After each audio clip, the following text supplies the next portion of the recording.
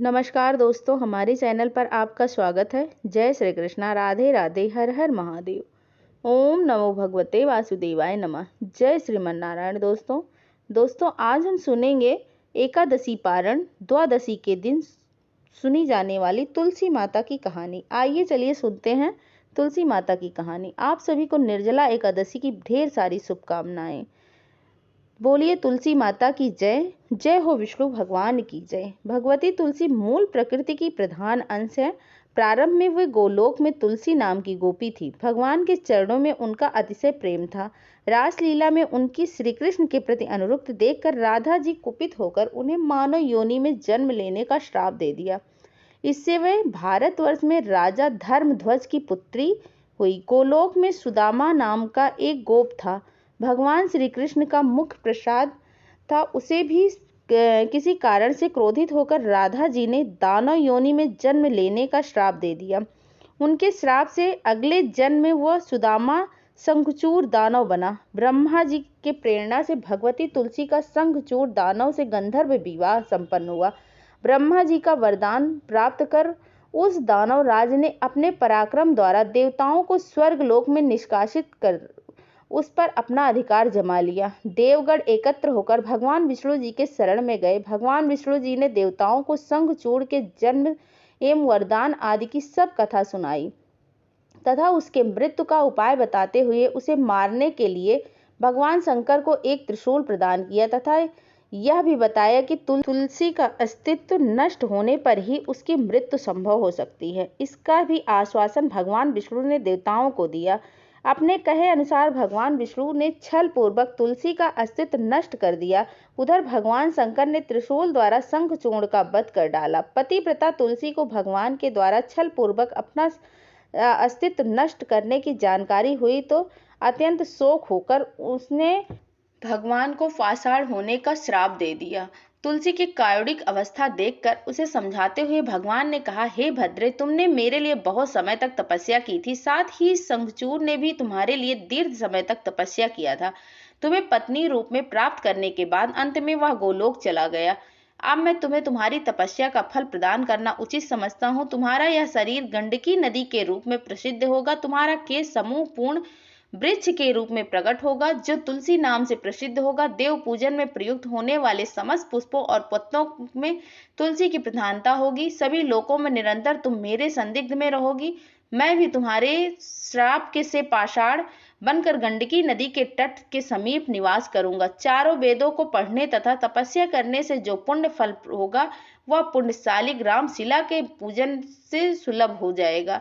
उसी समय तुलसी के शरीर से गंडकी नदी उत्पन्न हुई और भगवान श्री हरि उसके तट पर मनुष्यों के लिए पुण्य प्रदान कर देने वाले शालिग्राम बन गए। ब्रह्मा जी कहते हैं कि यदि तुलसी के आधे पत्ते से भी प्रतिदिन भक्ति पूर्वक भगवान की पूजा की जाए तो भी वे स्वयं आकर दर्शन देते हैं। अपनी लगाई हुई तुलसी जितना भी अपने मूल का विस्तार करते हैं उतने ही सहस्त्र युगों तक मनुष्य ब्रह्मलोक में प्रतिष्ठित रहता है। यदि कोई तुलसी को संयुक्त जल से स्नान कराता है वह सब पापों से मुक्त हो भगवान विष्णु के लोक में आनंद का अनुभव करता है। जो व्यक्ति तुलसी का संग्रह करता रहता है और लगातार तुलसी वन तैयार करता है वह उतने ही पाप मुक्त हो जाता है। ब्रह्मा भाव को प्राप्त होता है। जिसके घर में तुलसी का बगीचा विद्यमान है उसका वह घर तीर्थ के समान होता है। वहां धर्मराज जी के दूत भी नहीं आते। तुलसी वन सब पापों को नष्ट करने वाला, पूर्ण में कामनाओं को देने वाला है। जो श्रेष्ठ मानव तुलसी का बगीचा लगाते हैं वे धर्मराज जी को नहीं देखते। जो मनुष्य तुलसी माला पहन धारण करते हैं पाप उनके शरीर को स्पर्श नहीं करता। जहाँ तुलसी वन की छाया होती है वहीं पितरों की तृप्ति के लिए श्राद्ध करना चाहिए। जो प्रतिदिन आदर पूर्वक तुलसी की महिमा सुनता है वह सब पापों से मुक्त होकर विष्णु लोक को जाता है। प्रेम से बोलिए तुलसी माता की जय हो, विष्णु भगवान की जय हो। एक कन्या थी। जब वह थोड़ी बड़ी हुई उसकी समझ आने लगी तब वह तुलसी माता की पूजन करने लगी। उसके प्रतिदिन नियम था कि तुलसी माता जी का पूजन करने के बाद ही खाना खाती थी। जब वह कन्या शादी के लायक हुई तब उसके माता पिता ने उसकी शादी करवा दी। कन्या को उसके माता पिता ने दहेज में भी एक तुलसी का गमला दिया था। ससुराल में वह प्रतिदिन सवेरे उठती, पूजा करती, फिर उसके बाद खाना बनाने बैठती उसकी 2 जेठानियां थी, वह दोनों उसका मजाक उड़ाती रहती थी कि बड़ी नियम धर्म वाली बनती है। उन दोनों को उससे बहुत ईर्ष्या होती थी, इसीलिए वह दोनों तुलसी का गमला छुपा देती थी। वह कन्या बड़ी मुश्किल से गमला ढूंढ कर लाती, अच्छे से पूजा करती, फिर खाना खाती। वह हमेशा गमलों को ढूंढ कर लाती। एक दिन उसकी जेठानिया ने क्या किया कि गमला दूर फेंक दिया। कन्या ने खूब ढूंढा, गमला नहीं मिला। वह बहुत ही परेशान हो गई। उस दिन से उसने खाना ही नहीं खाया। नियम तो था उस कन्या के कि सच्ची भक्ति देखकर तुलसी माता उससे बहुत प्रसन्न हो गई और उसके कमरे में तुलसी माता का गमला प्रकट हो गया। अगले दिन सुबह जब वह उठी तो क्या देखती है कि उसके खाट के चारों कोनों पर तुलसी माता का गमला आ गया है। यह देखकर वो बहुत प्रसन्न हो जाती है। अब मेरी तुलसी माता को कोई भी चुरा नहीं सकेगा, पूजन करने के लिए भी कहीं और जाना नहीं पड़ेगा और कोई मेरी तुलसी माता को फेंक भी नहीं सकता। तो जल्दी से उठकर स्नान करती है और तुलसी माता का पूजन कर लेती है। जब यह खाना खाने बैठती है तो उसकी जेठानियां मजाक उड़ाने लगती हैं कि लो, देवरानी का नियम धर्म पूरा हो गया। क्या उससे पूछती हैं कि तुलसी माता की पूजा कर ली क्या? देवरानी धीरे से बोलती है, हाँ कर ली। जेठानियां बोलती हैं, कहाँ से कर ली?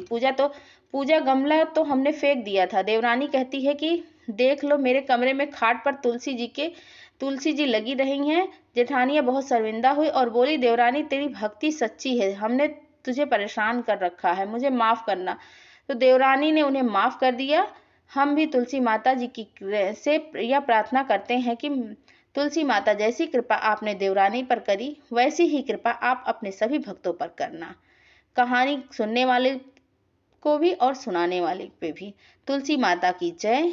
एक बुढ़िया माई थी, उसकी तुलसी पूजा करने का नित्य नियम था। वह प्रतिदिन खाना खाने से पहले पूजा करती थी और उसके बाद ही खाना खाया करती थी। वह तुलसी माता से प्रतिदिन प्रार्थना किया करती थी, तुलसी माता खाड़ खीर का भोजन देना, पाट पीतम्बर का बेस देना, योगियों जैसी मौत देना, स्वर्ग का वास देना, राम लक्ष्मण की जी का कान्हा देना, सीता जी का चाल देना। यह सुनकर तुलसी माता सूखने लगी। जब राम लक्ष्मण उधर से एक दिन निकल रहे थे तो उन्होंने पूछा, तुलसी जी आप क्यों सूख रहे? तुलसी माता ने कहा कि एक बुढ़िया माई रोज मेरी पूजा करती है और वह मुझसे खाने का लड्डू मांगती हैं, खेलने को भाई मांगती हैं, खाड़ खीर का भोजन मांगती हैं, पीठ पीताम्बर का वेश मांगती हैं, आपकी कांधा मांगती हैं, सीता जी की चाल चलावा मांगती हैं, स्वर्ग लोक का वास मांगती हैं, योगियों से मौत मांगती हैं। बाकी सब तो मैं दे दूंगी, पर आपका कांधा कहाँ से लेकर आऊंगी? सीता जी की चाल चलाओ कहाँ से लाकर दूंगी? राम जी और लक्ष्मण जी बोले कि तुलसी माता आप हरे भरे हो जाओ,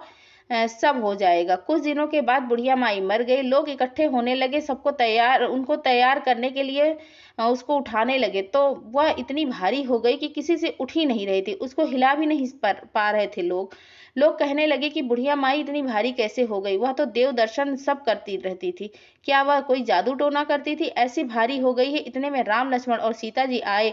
सीता जी ने चाल चलावा किया और राम लक्ष्मण ने कांधा दिया। अब बुढ़िया को संदेश बैकुंठ को चली गई। हम भी तुलसी माता की जय करते हैं। बुढ़िया माई, हे तुलसी माता, जैसे आपने बुढ़िया माई पर कृपा की वैसे ही सब पे अपनी कृपा दृष्टि बनाए रखना। जय हो तुलसी माता की।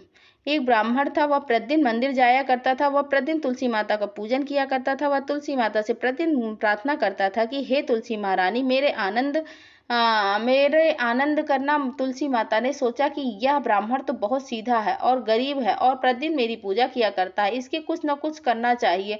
तो वह तुलसी महारानी एक कन्या का रूप बनकर बैठ गई और उस ब्राह्मण से बोली कि ब्राह्मण, मैं भी तेरे घर आना चाहती हूँ। ब्राह्मण ने सोचा कि ये 6 लड़कियां तो मेरे पहले से ही हैं और यह 7 लड़कियों का मैं कैसे पालन पोषण करूंगा, लड़कियों की शादी कैसे कराऊंगा, मेरे पास तो कुछ भी नहीं है। यह विचार करके वह बहुत परेशान रहने लगा।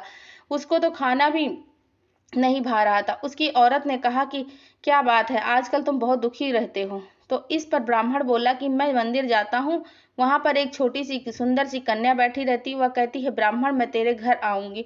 उसकी पत्नी बोली कि अरे, इसमें परेशान होने की क्या बात है, आ रही है तो आने दो। ब्राह्मण बोला कि पहले से ही अपनी 6 लड़कियां हैं तो उसकी भी तो अपने को ही शादी करवानी पड़ेगी। तो इस पर ब्राह्मणी बोली कि अरे कोई बात नहीं, अपनी 6 लड़कियों की शादी करवाएंगे, वैसे ही 7वीं को भी करवा देंगे, अपनी 7 लड़कियों की शादी एक साथ करवा देंगे। अगले दिन जब वह ब्राह्मण मंदिर गया तो उस छोटी कन्या ने पूछा, ब्राह्मण मैं आपके घर आऊं? तो ब्राह्मण बोला कि हाँ चल बेटा चल उसको वह अपने घर ले आए। तुलसी माता के कन्या रूप में ब्राह्मण के घर आने पर ब्राह्मण के घर बहुत धन धान से भर गया। लक्ष्मी जी का वास हो गया। जब ब्राह्मण सातों कन्याओं की शादी के लिए वर ढूंढने जाने लगा तो छोटी कन्या ने कहा कि मेरे को शालिग्राम जी के मंदिर में ले जाकर शालिग्राम जी को बोलना कि बारात लेकर आए और मेरी 6 बहनों के तुम्हारी इच्छा से वर ढूंढ लेना। तुलसी महारानी की मेहरबानी से उसके तो सब जेवर कपड़ा खाना सब तैयार हो गया और अच्छी धूमधाम से उसकी शादी हो गई और उस ब्राह्मण की तुलसी माता टूटमान हो गई।